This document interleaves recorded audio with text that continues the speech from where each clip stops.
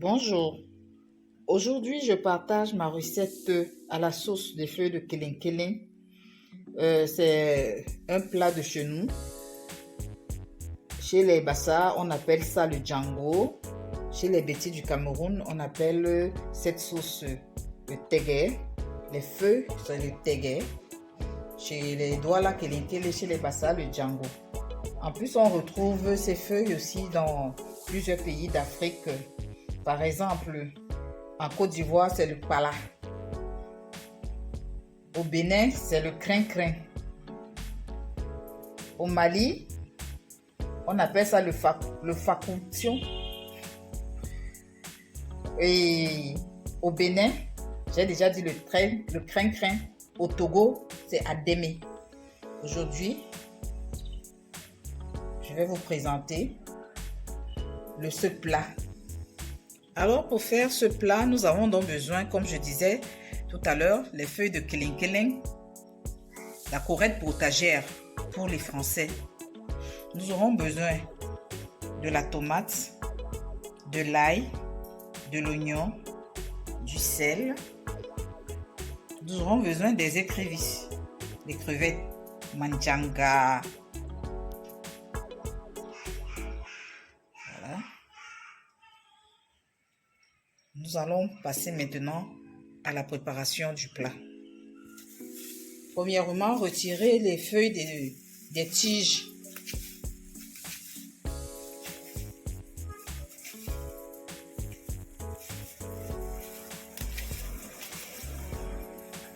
Notre kéling-kéling, les feuilles sont bien lavées.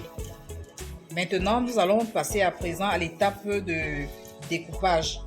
On va découper en fines lamelles, en fines tranches. Il faut que ce soit fin parce que c'est lorsque c'est fin que ça donne vraiment envie de manger.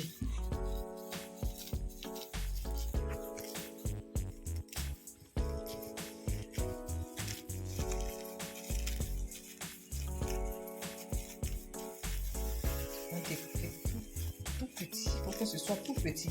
Enfin, ça dépend. Moi, j'aime quand c'est tout petit. Il y en a qui font des grosses coupes. Je préfère quand c'est tout petit comme ça. Les kéling sont à présent découpés. Voilà, bien finement découpés. Nous allons les réserver.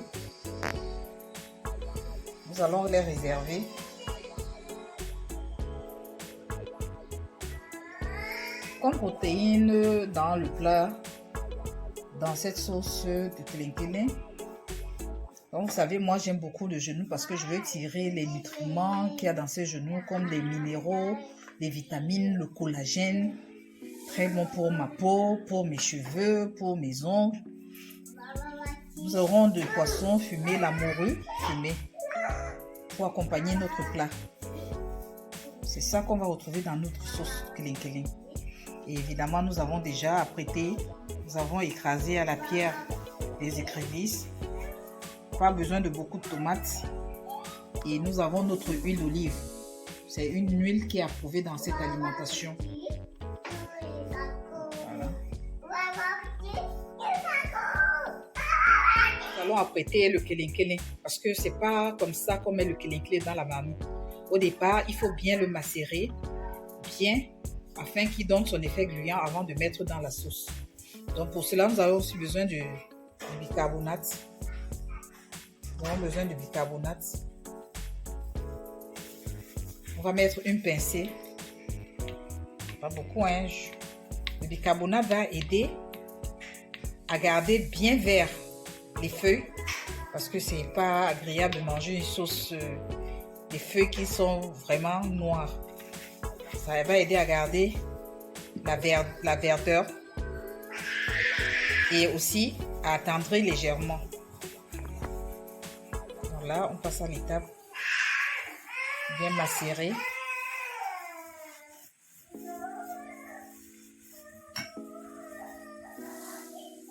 On va mettre un peu d'eau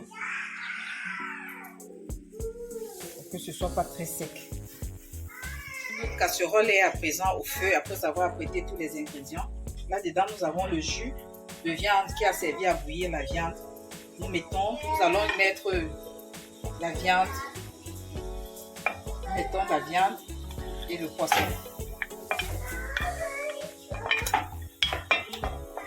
Dans la marmite.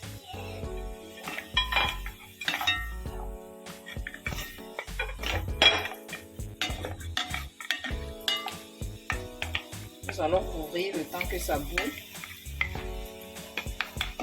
Et en même temps, nous allons aussi ajouter un peu d'huile. Au même moment, nous allons mettre l'huile. Au même moment. Vous savez que moi, j'ai une alimentation faible en glucides, mais très élevée en lipides. Voilà, c'est prêt. On peut mettre les condiments. Nous allons mettre notre tomate. Nous allons tout mettre au même moment, hein, parce que c'est pas beaucoup de tomates, oignons, ail. Et en même temps, les écrevisses écrasées. Nous allons touiller un peu en évitant d'écraser le poisson. Nous allons touiller en évitant d'écraser le poisson.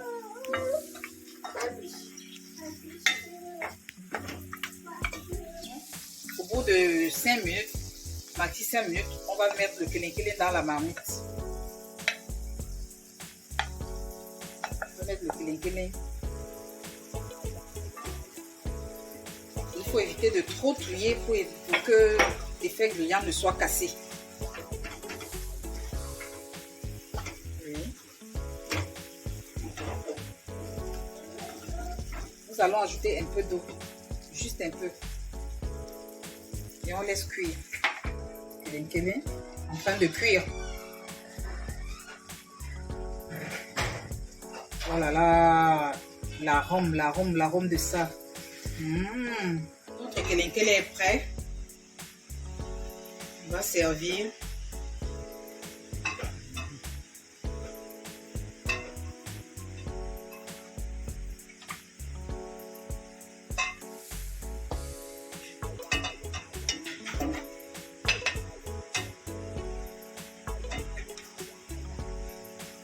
Voilà, notre kélénkélé est servi avec à côté du couscous. Et ce couscous, c'est un couscous de chou, fait à base de chou. Parce que je ne mange pas de couscous classique, de foufou classique plein de glucides, pas de foufou manioc, pas de foufou maïs, non. Ce foufou, c'est justement une alternative à tous ces foufous et c'est très bon. Dans une prochaine vidéo, je vous montrerai comment je fais ce foufou. C'est tout simplement du chou, hein, un légume qui est approuvé dans cette alimentation. Voilà comment je mange. Et cette alimentation m'a permis de perdre beaucoup de kilos. Je vous invite à vous tous, ceux qui veulent perdre du poids, ceux qui veulent le maintenir, les malades, les diabétiques, les hypertendus. Voilà un bon plat pour vous. Ce foufou de chou va aider plusieurs à perdre du poids et à maintenir leur santé. Voilà, bon appétit. Regardez, le poisson.